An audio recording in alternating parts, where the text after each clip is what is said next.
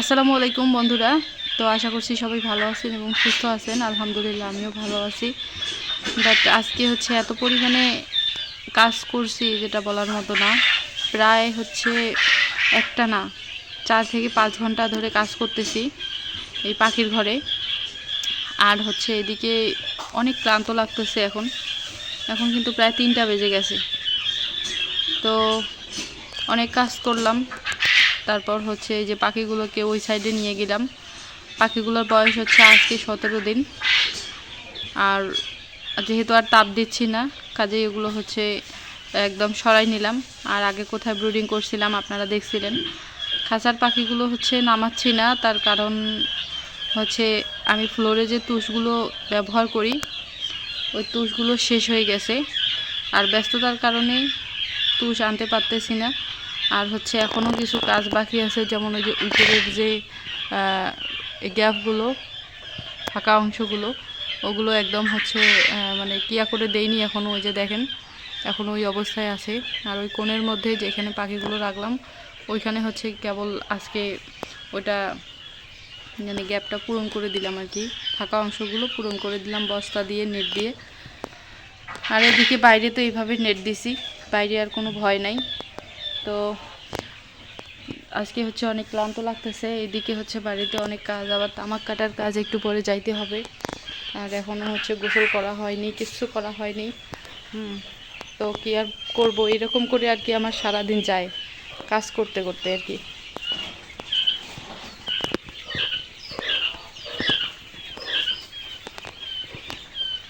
জায়গাটা একটু বড় হয়েছে, মানে আরও এখানে পাখি ধরতো।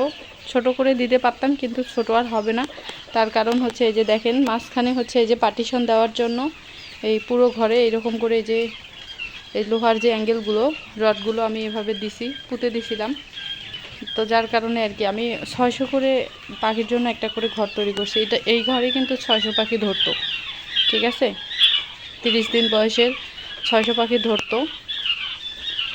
আর আপনারা দেখছিলেন যে একদিনে আমার কতগুলো বাচ্চা মারা গেছিলো। তো যার কারণে ওই যে একদম ওই কিয়ার উপরে দাঁড় করে দিয়ে এটা দিয়ে মানে কিয়া করে দিছি আর কি, আটকে দিছি এই নেটটা, কোণের মধ্যে রাখলাম। পাখিগুলোকে এখন কিন্তু বড় দেখা যাচ্ছে, এই যে দেখেন।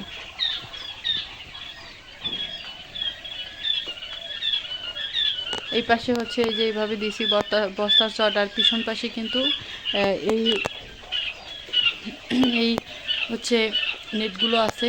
আর ওই যে উপরের গ্যাপগুলো বস্তা আর নেট দিয়ে ওইভাবে পূরণ করে দিলাম আপাতত আর কি। এগুলো কিন্তু ভীষণ উড়াইতে পারে এখন।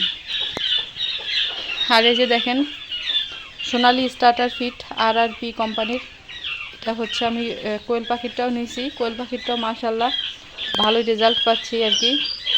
আর এইবার প্রথম সোনালি স্টার্টার ফিট এই বাচ্চাগুলোর জন্য। এই বাচ্চাগুলোর জন্য এই বস্তাটা আমি নিয়ে আসছি। এর আগে কিন্তু নারিশ খাওয়াইছিলাম, যে দেখেন নারিশের বস্তা উপরে। বাট এবার বস্তাটা একটু চেঞ্জ করলাম। এই যে 25 কেজির যে কোয়েল লেয়ার বস্তাটা, ওইটা খাওয়াইতেছি আমি 1 সপ্তাহ ধরে।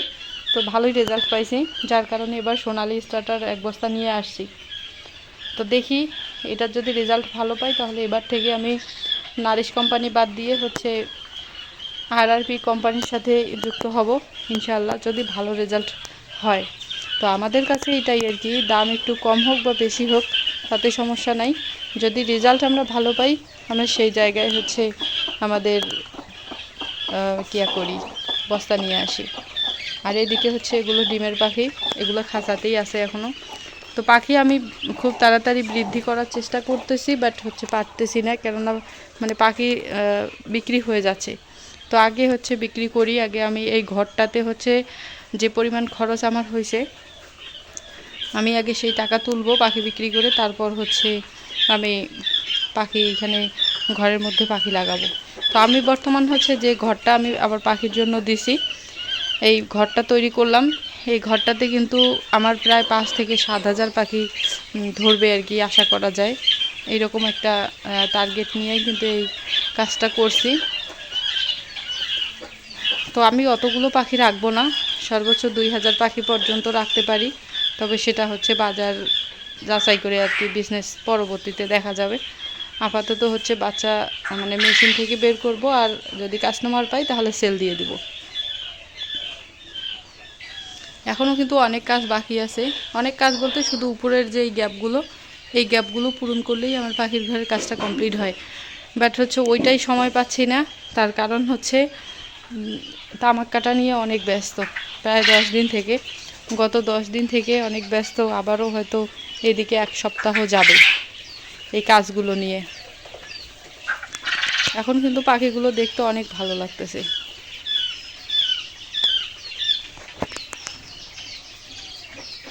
এগুলো হচ্ছে একদম অরিজিনাল জাপানি জাতের কোয়েল পাখি। ডিমের প্রোডাকশন অনেক ভালো, আর হচ্ছে পাখিগুলোর সবসময় সুস্থ থাকে আর ডিম বেশি করে দেয়।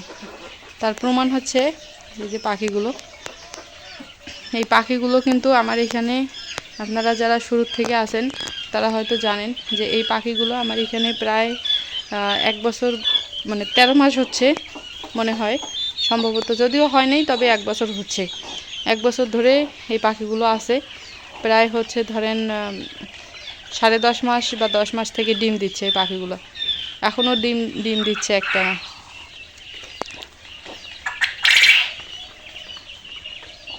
তো যাই হোক বন্ধুরা, আশা করছি ভিডিওটি ভালো লাগছে। তো যারা যারা আমাকে সাপোর্ট করেন রেগুলার, সবাইকে অসংখ্য ধন্যবাদ, আর একটু বেশি বেশি করে সাপোর্ট করবেন প্লিজ। তো ভিডিও দেখে যারা যারা ভালো মন্তব্য করেন, সুন্দর একটি গঠনমূলক কমেন্ট করেন, অনেক ভালো লাগে দেখে। আর আপনাদের যদি হচ্ছে এই বিষয়ে কোনো শিক্ষণীয় ভিডিও চাই বা কোনো প্রশ্ন থাকে বা কোনো জানার থাকে, পরামর্শ চান, তাহলে অবশ্যই কমেন্টের মাধ্যমে জানাবেন। সুন্দর করে একটা কমেন্টে লিখে দেবেন, আমি হচ্ছে চেষ্টা করব রিপ্লাই দেওয়ার।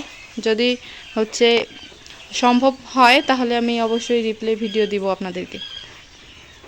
আর আমি চাই যে আপনারা সবসময় মানে সত্যিটাই জানেন এবং শিখেন, কেননা প্র্যাকটিক্যালি আমি করতেছি, এই জন্য হচ্ছে আমি বুঝতেছি যে এই কাজগুলো কীভাবে করতে হয় বা কীরকম আর কি, ইত্যাদি ইত্যাদি আর কি, অনেক বিষয় আছে।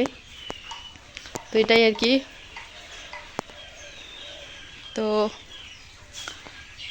ভিডিওটি হয়তো অনেক বড় হয়ে গেল। তো যারা যারা অলরেডি চ্যানেলটি সাবস্ক্রাইব করে দিয়েছেন সবাইকে অসংখ্য ধন্যবাদ। তো এই মুহূর্তে যারা নতুন তারা প্লিজ চ্যানেলটি সাবস্ক্রাইব করে বেল আইকন প্রেস করবেন, তাহলে সবার আগে নতুন নতুন আপডেটগুলো দেখতে পারবেন। তো ভিডিওটা আজকে এখানেই শেষ করব। সবাই ভালো থাকবেন, সুস্থ থাকবেন। আর দাহাগ্রাম এগ্রোর পক্ষ থেকে সবাইকে অনেক অনেক শুভেচ্ছা এবং অভিনন্দন। আপনারা না থাকলে কখনোই আমি হচ্ছে 13,000 একটা পরিবার পাইতাম না। আপনাদের সাপোর্ট এবং ভালোবাসায় হয়তো আমাকে আজকে এই পর্যন্ত নিয়ে আসছে।